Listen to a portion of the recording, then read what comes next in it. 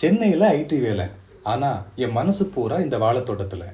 சுமார் 600 கிலோமீட்டர் தூரத்தில் இருக்கிற இந்த செம்மண் நிலம் இன்றைக்கி என் கனவாக மாறியிருக்கு.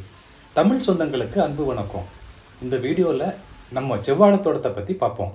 இந்த சேனலை சப்ஸ்கிரைப் பண்ணுங்கள். வீடியோ பிடிச்சிருந்தால் லைக்ஸ் போடுங்க. அடுத்தடுத்த வீடியோவில் இதை எப்படி டெவலப் பண்ணோன்னு பார்க்கலாம். இந்த தோட்டத்தில் இப்போ நீங்கள் பார்க்குறது 3வது முறை மருகாம்பு வாழை. எல்லாமே நடவு செய்து 6 மாதம் மேலே இருக்கும். செவ்வாழை பொதுவாக 7 மாதத்தில் குலை தள்ளிடும்.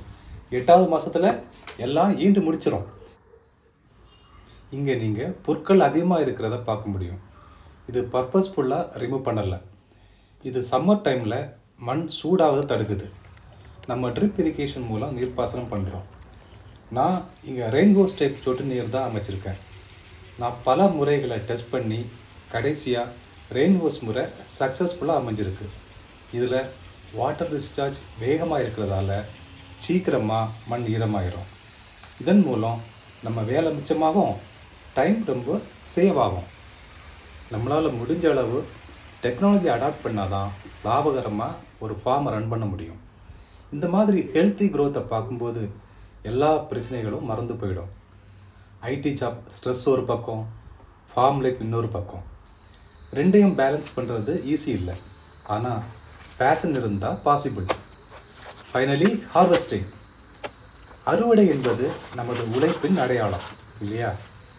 இங்கே நான் அறுவடை செய்கிறது வாழைத்தாரை மட்டுமல்ல, நான் விதைத்த கனவுகளையும் சேர்த்து தான். பல மாதங்களாக வளர்த்தெடுத்த பழங்கள் பலன் அளிக்கும் போது அந்த ஃபீலிங்ஸை வார்த்தைகளாக சொல்ல முடியாது. நம்ம தோட்டத்தில் ஒரு குழியில் 2 மரம் இருக்குது. அதனால் மரம் நார்மலாக 10 அடி மேலே ஹைட் இருக்கும். இப்போ வெட்டுற போல் 7 சீப்பு இருக்குது. இது 25 கிலோ மேலே இருக்கும். ஹைட்டும் அதிகம், தார் வெயிட்டும் அதிகமாக இருக்கிறதால பொறுமையாக தான் ஹேண்டில் பண்ணணும். இல்லைன்னா தாரும் டேமேஜ் ஆகும், பக்கத்தில் இருக்க மரத்தையும் டிஸ்டர்ப் பண்ணலாம். வெட்டிய வாழைத்தாரெல்லாம் மார்க்கெட்டுக்கு எடுத்து செல்ல ஒரே இடத்துல சேர்த்து வைக்கிறோம்.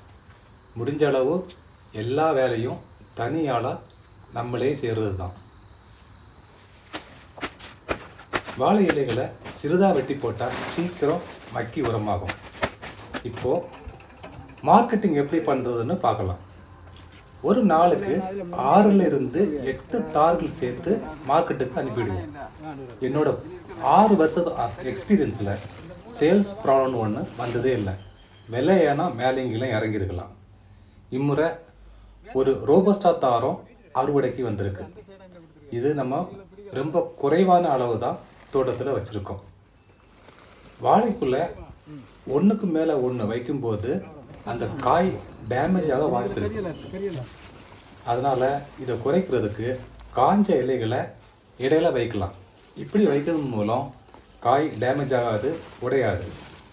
நமக்கு மார்க்கெட்டு இங்கேருந்து 2 கிலோமீட்டரில் இருக்குது. அதனால் ஆட்டோவில் கொண்டு போவது ரொம்ப ப்ராஃபிட்டபுளான ஒரு அப்ரோச். Thank you viewers. மீண்டும் சந்திப்போம்.